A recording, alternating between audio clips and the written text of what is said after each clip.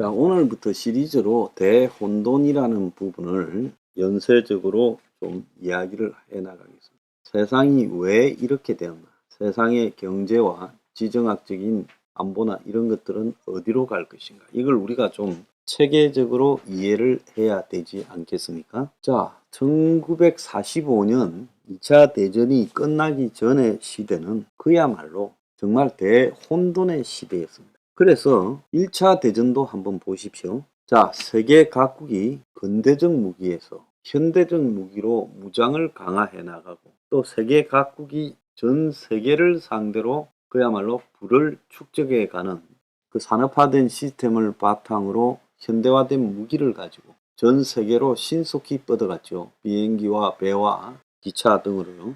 그전에는 신속히 뻗어갈래도 그런 수단들이 없었죠.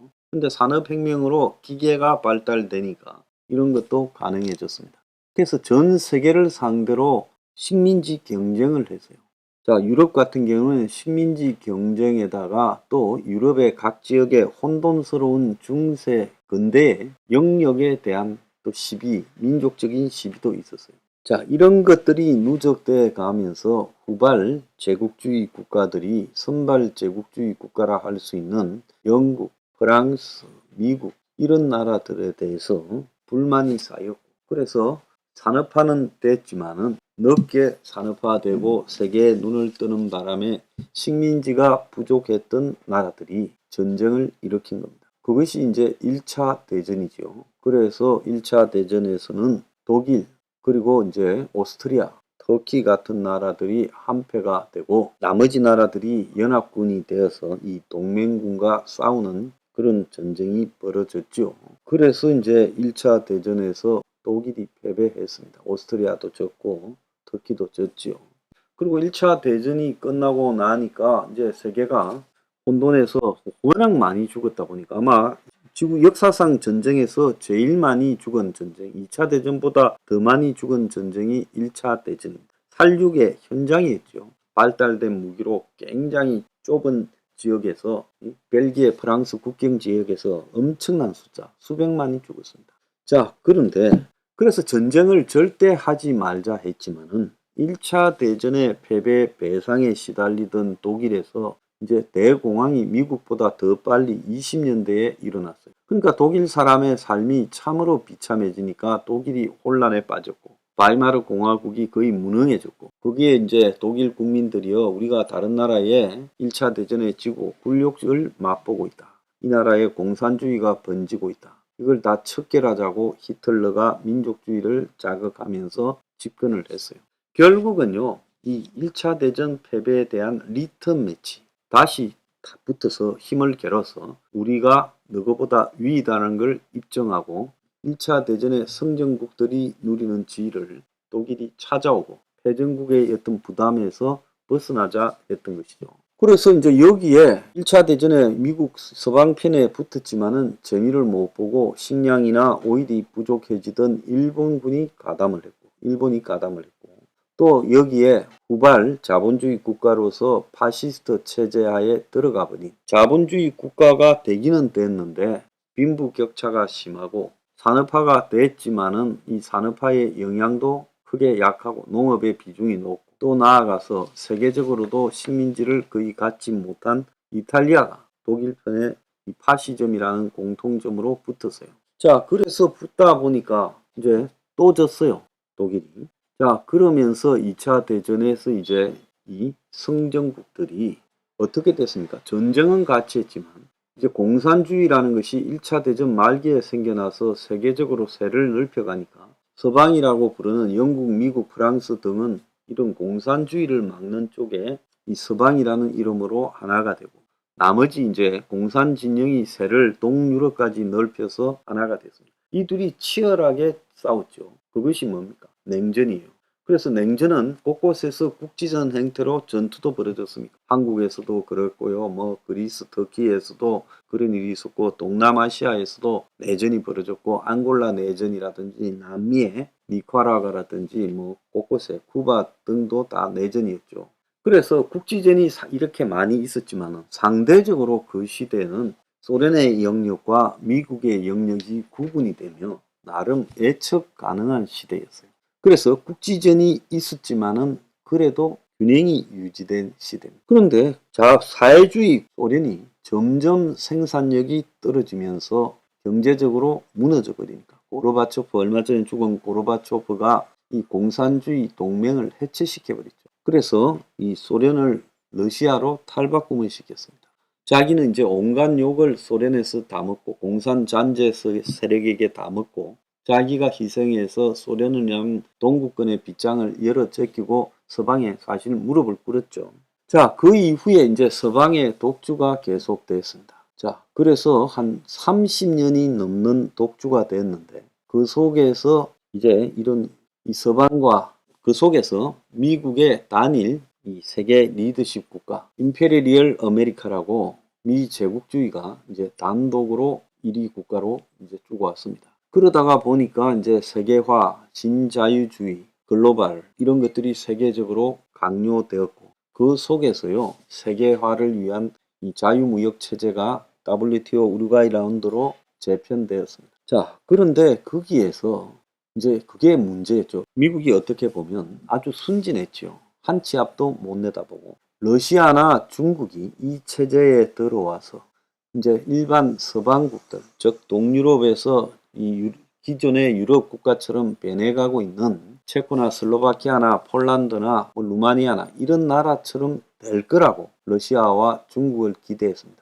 그런데 과거의 공산주의 맹주인 이 나라들은 그렇게 되지 않고 이제 서방이 만들어 놓은 신자유주의의 과실을 따먹으려고 하지만은 그래서 이제 크게 경제도 성장했지만 이 잘 나가던 중국은 상대적으로 입을 좀 다물고 서방의 과실을 따먹어서 이 WTO 체제에 들어가서 전 세계에서 자기들 실익을 얻으려고 했고 이 러시아는 경제가 붕괴되면서 중국처럼 세계의 공장 역할이나 하청 역할도 못했지요. 그러니까 러시아는 과거 공산주의 시대가 좋았다면서 그쪽으로 회귀하고자 하는 심리에서 러시아 재정을 연상시키게 하는 독재자 푸틴을 선택했고 중국은 경제는 자본주의, 정치는 공산주의라며 공산당 세력이 그리 장악력을 끝내 유지시켜 왔죠.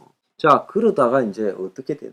신자유주의가 위태로워진 게 몇 가지 안 좋은 징조와 맞물렸어요. 하나는 이 미국의 9.11 사건입니다. 2001년이요. 자, 세계화 속에서 이 도태되어가는 중동의 이 불만 세력들, 즉 강경 해교 세력들이, 이슬람 세력들이 미국이 이 모든 사회 문제의 권원이라고 반미 성향을 띠요. 과거에 그들은 소련을 상대로 반소 성향을 띠는 이제 적을 미국으로 돌린 겁니다. 미국의 제국주의 시스템이 강화되다 보니까 미국이 적이 된 거예요. 그래서 9.11 사태를 일으켰고 미국은 그 부분에 대해서 그냥 핀셋으로 집어내고 손을 안 댔어야 되는데 복수를 해야 되겠다는 미국식 군사 제국주의 밀리터리 임페리얼 아메리카가 되어버린 거예요. 그러니까 군사 제국주의로 이 아프간을 치고 나선 김에 이라크까지 쳐버렸어요. 여기에 미국의 국력이 쇠진되는 계기가 이제 시작된 겁니다. 근데 사실상 90년대 초반에 세계화 이후 미국에는 모든 제조업 산업들이 다 해외로 나가버렸어요. 중국으로 가고 해외로, 남미로 가고 아시아로 가고. 그래서 미국에는 거대한 산업 공동화가 되어버렸고 미국은 실제로 일자리라고는 아주 고급 전문직 일자리 아니면 허접한 일자리만 남고 서비스직에 실제 제조업 일자리 50년대 이후에 미국을 부흥시켜온 이런 일자리들이 소멸되어 버렸어요. 사실은 70년대 닉슨이 금과 달러를 불태한 즉 금을 갖고 오면 달러를 내주던 걸 그렇게 하지 않게 됨으로써부터 미국은 그때 오일 쇼크를 얻어맞고 이미 스태그플레이션 장기 불황에 시달려 왔어요. 그래서 90년대 초반까지 불황이다가 레이건 때 호황이 되었다 하지만 그것이 이제 닷컴 버블로 이어지면서 일종의 거품이었어요. 일본의 거품처럼. 진짜 호황이 아니었다는 거예요. 세계화와 닷컴 버블, 벤처 이런 것들이 연결되면서 거품이 일었고 또 그 거품이 2000년대 초반에 꺼지니까 그 다음에는 부동산 거품이 일었어요. 그게 서브프라임 모기지 론 사태, 금융위기가 된 겁니다. 그래서 미국은 계속 이 일부 소수만 부를 축적하는 세계화를 추진하고 신자유주의를 추진하다가 미국 내부가 텅 비어버리면서 미국 국민들이 전반적으로 가난해지고 있었다는 걸 몰랐던 겁니다. 이게 미국 자본주의의 문제라고 저는 보는 거죠. 그래서 금융위기를 이제 막고 또 한편으로는 두 개의 전쟁을 치르고 이러면서 미국이 엄청난 부채가 생기니까 이것을 달러 국채를 발행해서 한마디로 달러를 남발해서 그 위기를 극복해 왔고 금융위기가 뻥 터지니까 이게 오바마가 아까 말씀드렸다시피 8천억 달러에 가까운 이 금융위기 경기 부양 법안을 냈어요. 그래서 이제 그 뒤로 미국이 이 경제를 갖다가 긴축이 아니라 양적 완화라고 부르는 QE라고 부르는 엄청난 돈을 풀기 시작했던 거예요. 자, 그러니까 이미 경제가 문제가 있어서 금융위기가 왔어요. 변질된 미국 경제, 제조업이 소멸돼 버리고 그리고 자본과 다국적 기업에 의해서 해외에서 생산해서 막대한 수익을 보장해 주거나 안 그러면 금융 자본이 투기로 돈을 버는 이런 사회로 갔다는 거예요. 일부 엔터테인먼트와 더불어 이게 미국의 다가 돼버린 거예요. 그러니까 이곳에 상층에 들어가 있고 또 붐이 일었던 벤처 이런 부분에 들어가 있던 자들은 IT 쪽에 들어가 있던 자들은 돈을 벌었지만은 나머지 미국인 대부분은 중산층이 붕괴되면서 가난해져 갔다는 거예요. 그래서 오늘날 미국의 가난한 사람 숫자가 1억 5천만 명이 넘는다라고 보면 이게 이해가 가는 거죠. 자, 그런 속에서 자꾸 돈을 풀어서 무너지는 경제를 인위적으로 부양하니까 그 돈은 다 어디로 흘러들어가냐. 다 부동산 주식 등으로 흘러가서 한마디로 가짜 가격, 부동산 주식이 오르니까 또 소비를 많이 하고 그러면서 또 해외에서 오는 중국에서 오는 싼 물건들에 중독이 되고 자 이러면서 어느덧 싸게 느꼈지만 중국 때문에 생활 필수품 일부 저소득층은 싼 물가에 만족했고 그 다음에 나머지 중산층 상류층들은 아주 물가가 거품에 의해서 부풀려진 걸 즐기고 있었어요.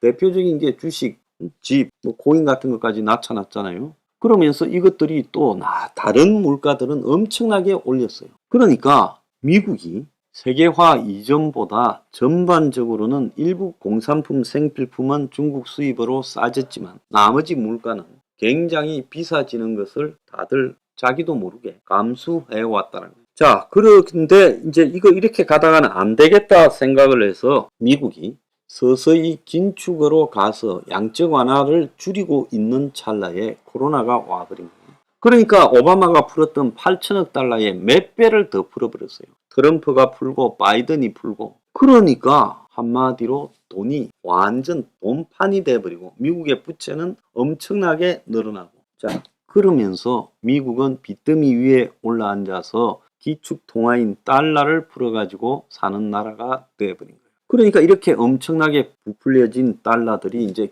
급속하게 인플레이션을 불러일으키고 그렇다고 미국에서 제조업 기반이 아직 구축이 잘 안 되고 있고 돌아온다 어쩐다 하지만은 그렇게 빠른 속도로 오지 않고 있어요. 그러니까 미국에는 지금 겉으로는 저급한 서비스 일자리가 구인난이라고 하지만 실제로 상층의 좋은 일자리들은 다 자르고 있단 말이에요. 자, 이 속에서 한마디로 투기 자본주의 양육 강식의 자본주의가 미국을 잡아먹어버린 거예요. 미국의 중소기업이 제대로 있어요. 미국의 제조업이 튼튼하게 있어요. 미국의 공산품, 전자제품을 제대로 생산을 해요. 그러니까 미국은 거대한 산업 공동화 지역이 되어버리고 그 속에서 디트로이트나 플린트 같은 과거의 이 철강과 자동차의 도시들은 완전히 폐허가 되어버린 거예요. 그래서 지금 코로나는 한마디로 무너지는 세계 경제가 돈 남발로 완전히 헤어날 수 없게 마지막 그냥 승부를 결정짓는 어퍼컷을 날려버린 일이 됐다는 거예요. 자, 이것이 오늘날 지금 세계가 이게 과거의 경제 위기처럼 단순히 자동 회복이 되고 곧 이제 인플레이션이 금리를 올려서 가라앉고 경제는 인플레이션이 가라앉으면서 원활하게 돌아가서 2024, 2025년부터 제대로 돌아갈 거다. 천만의 말씀입니다. 지금 중요한 내관이 이제 째각째각 심지가 불이 붙어가고 있어. 뭐냐? 부동산. 또 그 다음에 뭐냐? 빚입니다. 이 두 가지가 수습이 안 되게 돼 있어요. 그래서 부동산의 폭락과 주식의 폭락과 이것이 이제 미국의 부채 위기를 가져올 거라. 그래서 이게 이번에 맞이하는 세계 경제가 제가 최소한 10년에서 15년 간다. 그래서 대공황 2다. 이것이 세계적 차원에서 시작될 거고 한국은 모든 분야가 다 취약하기 때문에 동시다발로 터질 거다. 그래서 그 한계가 이제 내년 초에 시작이 된다. 지금 그렇게 가는 모습이 시시각각 노출이 되다 보니까 여러분들도 피부로 느끼기에 이게 경제가 거의 끝장이 나가고 있는 거 아닌가, 이런 위기의식을 느끼게 되는 겁니다. 자, 이거 대혼돈 시리즈를 앞으로 계속 하면서요, 이런 위기의 원인에 대해서 진단해 보도록 하겠습니다. 오늘은 2차 대전 이후부터 어떻게 위기를 맞으면서 왔는가 하는 것을 개략적으로 설명드렸습니다. 자, 대혼돈 어제부터 하고 있습니다. 시리즈로 오늘 두 번째 시간입니다. 자, 어제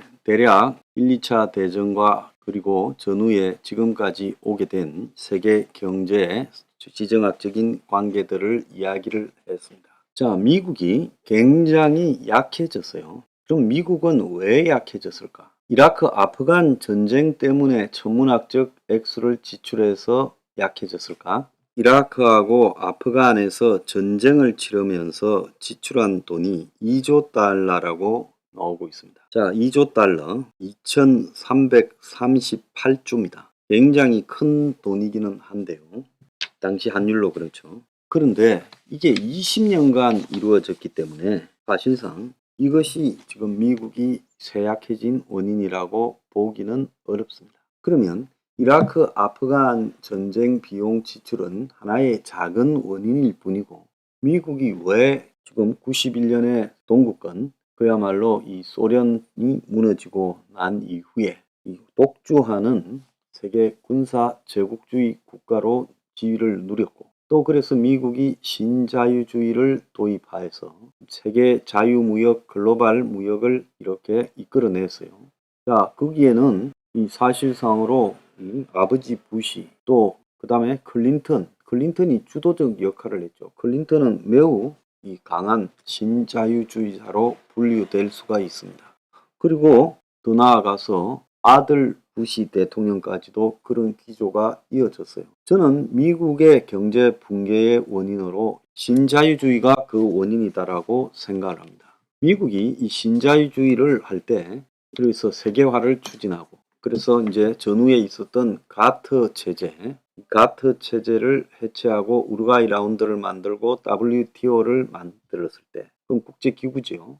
이 미국이 무역을 이제 이 소련이라는 공산권이라는 것이 다 무너지고 난 이후에 미국을 중심으로 자유무역을 하게 되면, 그래서 자유무역이 세계 질서가 되면 미국은 엄청난 돈을 벌어들일 거라고 생각을 했습니다. 이런 배경에는 이 하이에크를 따르는 시카고 학파라는 미국의 이 레이건의 이 이념을 제공해준 그런 이 경제학파가 굉장히 득세하면서 이런 것들이 지금 형성이 되었죠.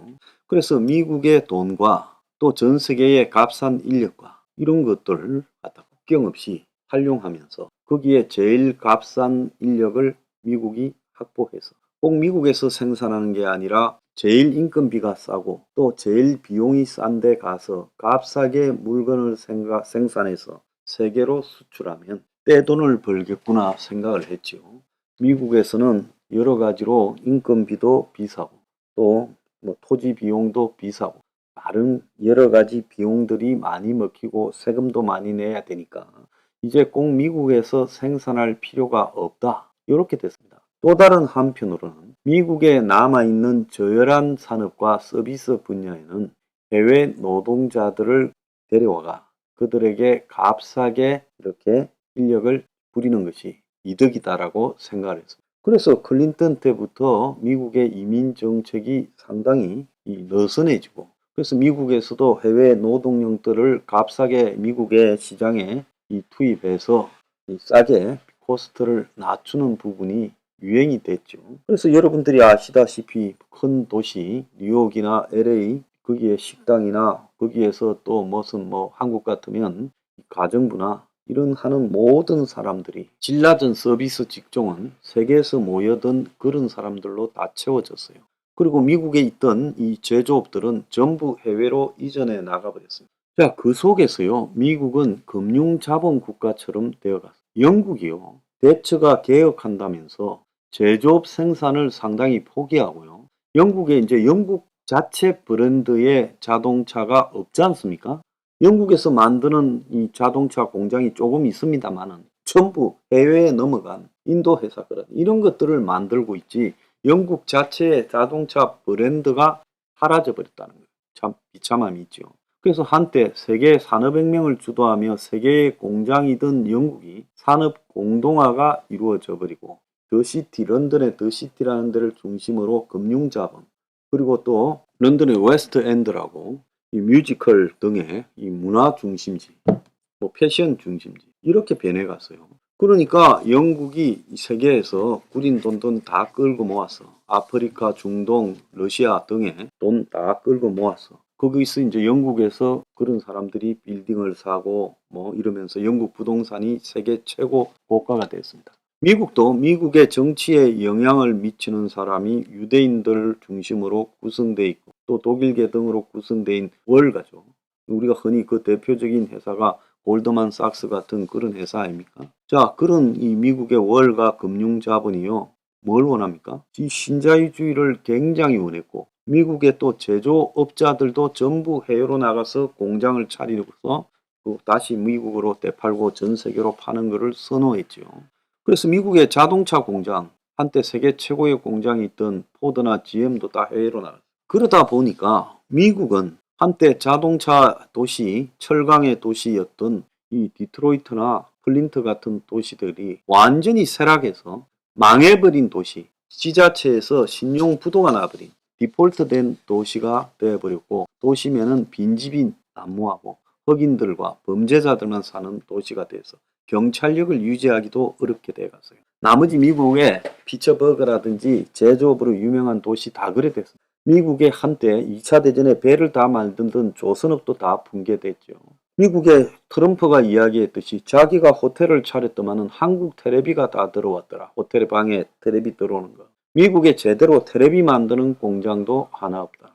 그래서 미국의 이 전자제품이 거의 해외 시장에 의해서 지배돼 버리고, 미국의 차도 일본 차라든지 뭐 유럽 차에 의해서, 한국 차에 의해서 지배되고, 그래서 미국에는 제대로 만드는 게 하나 없고 애들 장난감도 크리스마스 트리까지도 중국산이 다 지배해 버렸다는 거예요. 그러니까 미국은 인구가 3억 5천만이 넘는 적지 않은 국가인데 그 국가가요, 제조업 공동화가 신자유주의 기간 동안에 발생을 하면서 완전히 나라가 비어버린 겁니다. 제조업이요. 그리고는 미국은 금융자본과 또 빅테크라는 IT 산업, 이 IT 산업 4차 혁명이라고 부르기도 하는 이 산업의 결정적인 문제는 그 산업이 벌어들이는 돈, 매출 규모, 수익에 비해서 고용 숫자가 굉장히 작다라는 거죠. 아마존도 마찬가지입니다.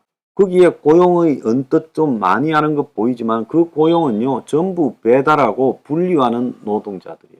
파트타이머직들이죠. 자, 그러니까 이 IT 산업이 주가 되면서 그 실리콘밸리나 이런 쪽에 세계적인 미국의 빅테크 기업들이 실제 고용은 거의 하지 않는. 그러니까 미국에서도 이제 해외에서 세금을 갖다가 정리하고 미국에서 고용을 거의 하지 않고 제조도 다 해외에서 하고 이 아이폰도 다 해외에서 제조하잖아요.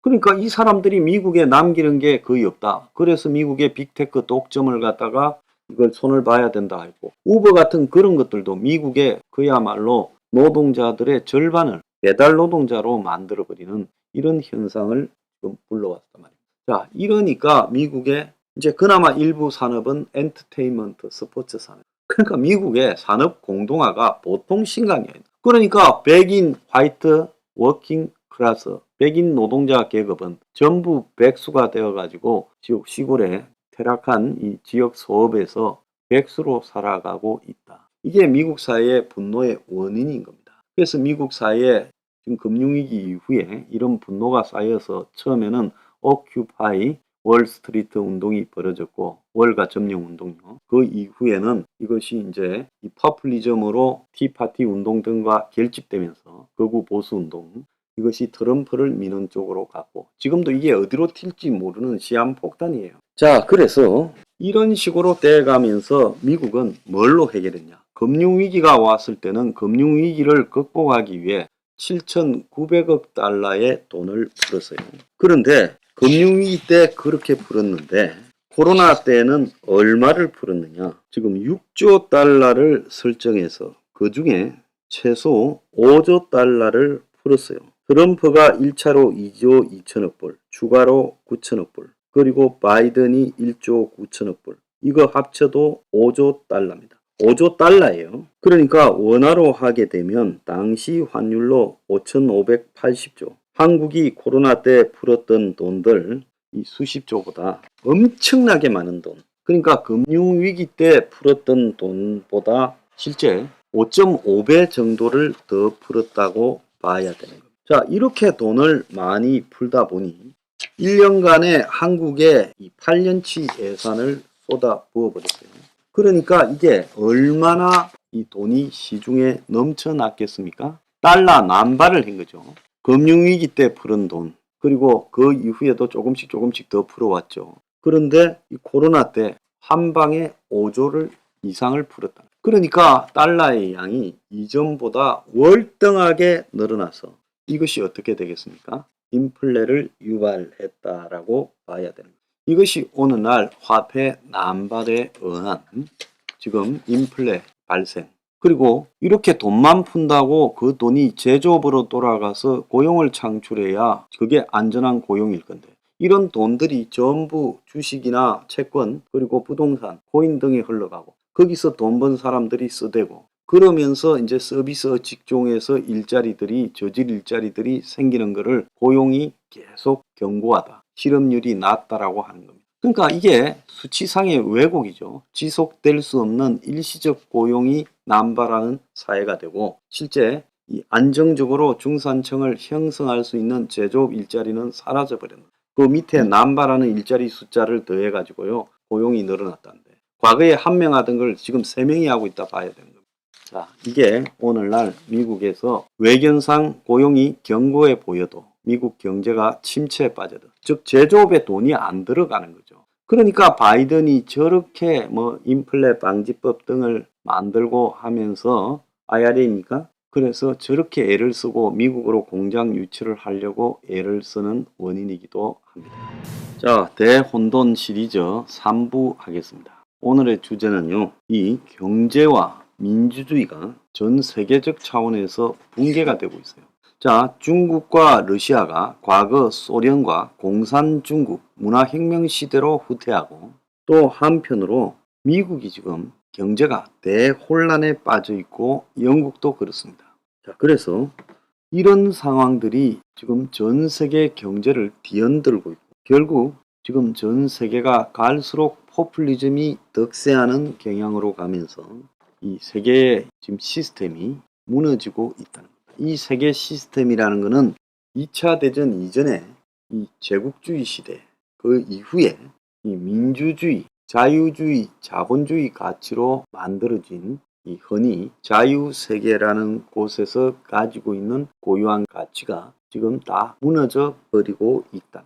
그래서 이 세상은요, 동구 공산권이 91년에 무너진 후에 자유민주주의 가치가 영원한 가치로서 앞으로 굳어질 거라고 본 것이 그게 다 가짜였고 지금 전 세계는 민주주의 자체가 무너지는 상황으로 가고 있는데 그 본질은 경제 붕괴가 민주주의 붕괴를 가져오고 포퓰리즘을 득세시키고 있다. 이렇게 해석해야 됩니다.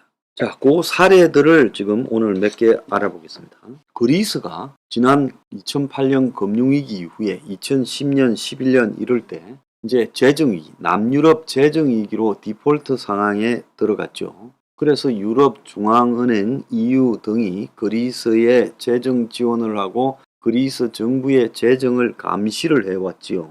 그런데 이제 그리스가 2010년부터 12년간 이어졌던 EU의 감시를 받는 오랜 부채 위기의 터널에서 겨우 벗어나려고 하니까. 그런데 그리스는 남유럽의 대표적인 고부채 국가입니다. 그런데 그리스가 정정 불안에 지금 빠져들었어요. 그래서 그리스 정보 당국이 야당과 언론인 등을 도청했다는 그리스판 워터게이트 의혹이 터져서 현 이 마초타키스 총리가 거센 사퇴 압력을 받으면서 지금 유럽에서 지금 그리스를 매우 불안하게 바라보고 있어요. 그래서 이 마초타키스라는 사람이 그래도 그리스의 극좌 세력의 그리스 경제 붕괴 이후의 집권 등에서 그리스를 살리는 쪽으로 이렇게 끌어왔는데, 이 사람이 정치적으로 붕괴돼 버리면 그리스 경제에 대형 위기가 닥칠 것이다. 그래서 남유럽 재정 적자국인 포르투갈, 이탈리아, 그리스, 스페인 일원인 이탈리아에서도 한 달 전에 재정 위기의 소방수라고, 그래도 이탈리아에서 제일 유능하다는 전 유럽 중앙은행 총재인 마리오 드라기가 연정 붕괴로 자진 사임했는데, 지금 그리스에서 똑같은 상황이 벌어지고 있다는 겁니다. 그래서 딴 사람도 아니고 좌파에 주도를 하고 있는 니코스 안드룰라키스 대표를 도청했다는 거예요. 그리스 정보국이 자기 야당 대표 휴대폰에 감시 소프트웨어를 3개월 동안 불법 설치해서 도청했다. 그래서 이제 총리가 시킨 거 아니냐. 그래서 정보국장이 사임했고 총리는 모른다지만 좌파는 이걸 그리스판 워터게이트라고 부르면서 현대화를 부르짖던 총리가 냉전 시절의 수법을 쓰고 있다. 그래서 이제 국정조사로 간다는 거예요. 그래서 그리스라는 나라가 한 방만 맞으면 또 이 나락에 빠질 건데 다시 포퓰리즘으로 되돌아가고 있다는 거예요. 자, 지금 이 그리스에서 제일 똑똑하다는 드라기가 사퇴해버리고, 이 드라기는 EU 그 유럽 중앙은행 총재를 지내서 EU가 그래도 이탈리아에서 믿는 사람인데 이 사람이 쫓겨나고요. 지금 이탈리아 선거가 이제 곧 실시가 9월 25일 되는데 여기에서 1위를 달리고 있는 것이 조르자 멜론이라는 그 여성 거구주의자 이탈리아 형제들이라는 당이 1등을 할 걸로 전망이 되고, 이 여성이 총리가 될 걸로 거의 확정적이라고 합니다. 그래서 형제당과 또 사미 동맹이라는 당이 지금 우파 연정의 중심이에요.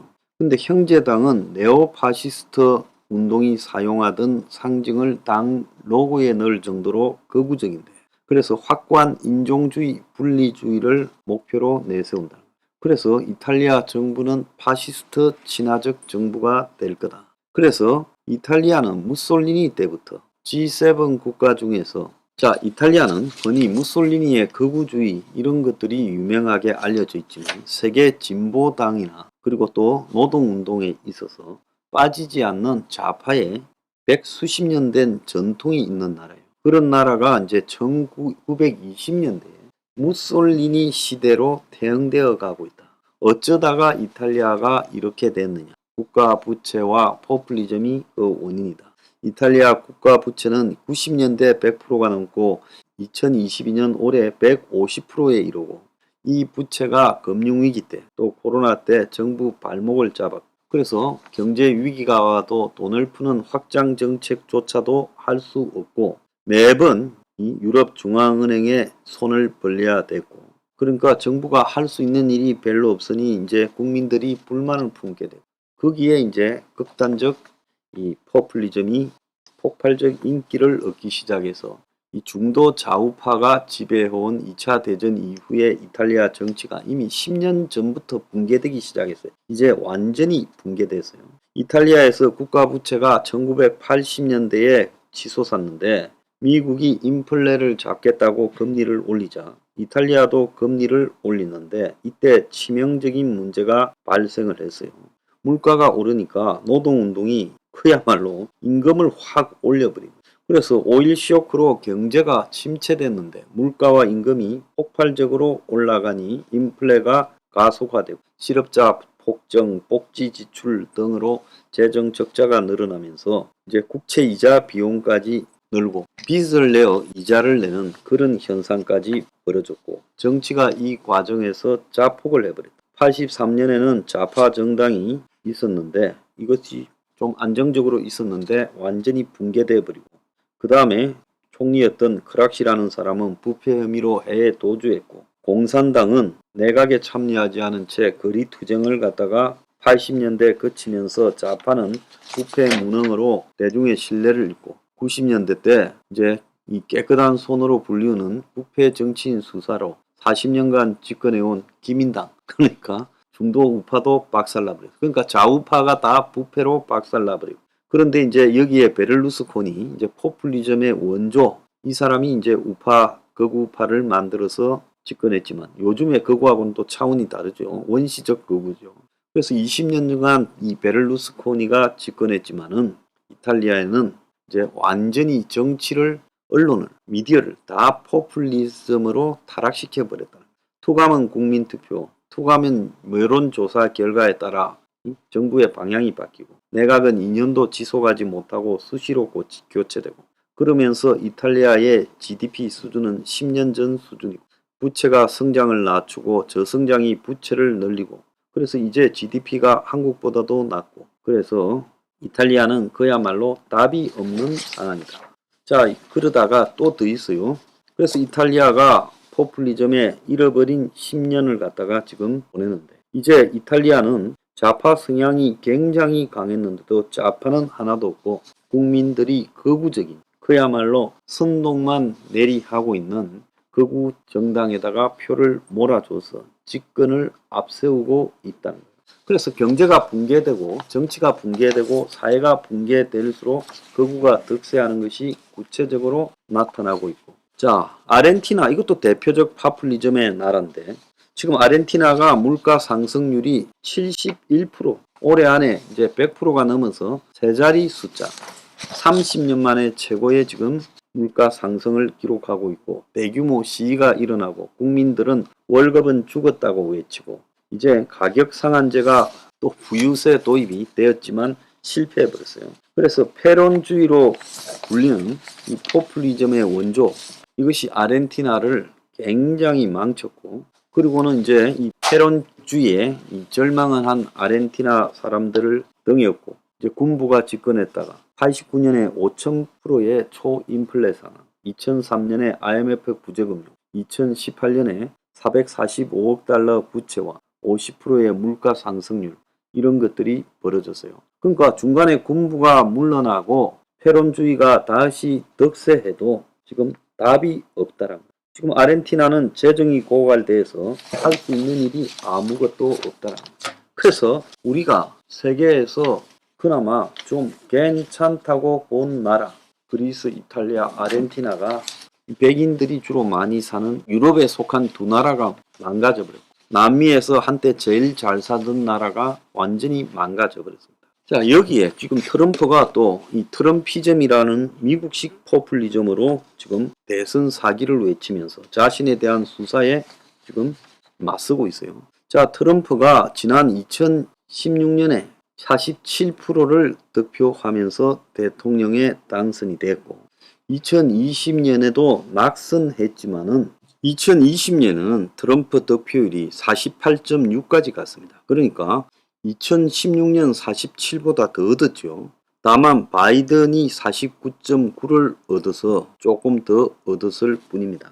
그런데 지금 이 트럼프가 더욱더 지금 설치고 있어요. 그래서 미국이 지금 도대체 어디로 가고 있는가, 굉장히 우려스러운 상황이 지금 많이 나오고 있습니다.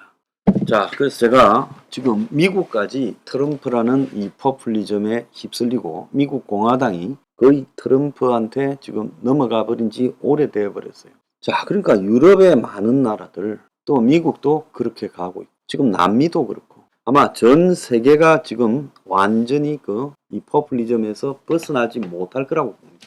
오늘 보면 이 경제난에 정치 불안까지 아시아의 신흥국들이 대혼란이다. 지금 파키스탄도 구제금융을 받고 있고, 그러다 홍수까지 났고, 반정부 시위가 지금 난리가 났고, 이 스리랑카는 대통령이 도망갔다가 지금 7주 만에 귀국을 했고 디폴트 돼버렸고, 태국도 지금 1.5% 성장, 역대 최저라는 거예요. 자, 직무 정지된 총리가 2025년까지 집권 연장을 지금 한다라고 지금 논란이 되고 있고, 이 말레이시아도 지금 전 총리가 12년 형이 확정되고 조기 총선이 예상되고, 그래서 경제가 붕괴되니까 아시아 국가들은 정치가 다 흔들려 버리는 상황이 되고 있어요. 자, 전 세계적으로 흔들리는 정치의 근원은 경제가 이제 완전히 이전처럼 안정적으로 유지되는 시스템이 세계적 차원에서 다 붕괴되어 버리니까 그것이 이제 정치를 흔드는 거예요. 정치를요. 그래서 사람들은 그때 선택을 합리적인 대안을 내는 쪽을 선택하기보다는 포퓰리즘으로 쏠려갈 수밖에 없다. 그래서 제가 일찌감치 전 세계의 포퓰리즘이 지배하게 될 거다. 우리도 그런 세상에 대비해서 미리 이 서민, 국민 다수의 입장에서 이 포퓰리즘을 긍정적으로 수용하는 그야말로 선의 포퓰리즘 준비를 해야 된다. 그래서 만든 것이 서포 15조라는 두고 보세요. 한국도 포퓰리즘이 곧 흔들 거라고 보고 있습니다. 자, 경제 붕괴는 전 세계를 포퓰리즘으로 몰고 가고 그 끝은요. 전쟁 아니면 엄청난 비극으로 끝나게 될 겁니다. 대혼돈의 시대가 경제 붕괴가 흔든 민주주의와 이 정치입니다.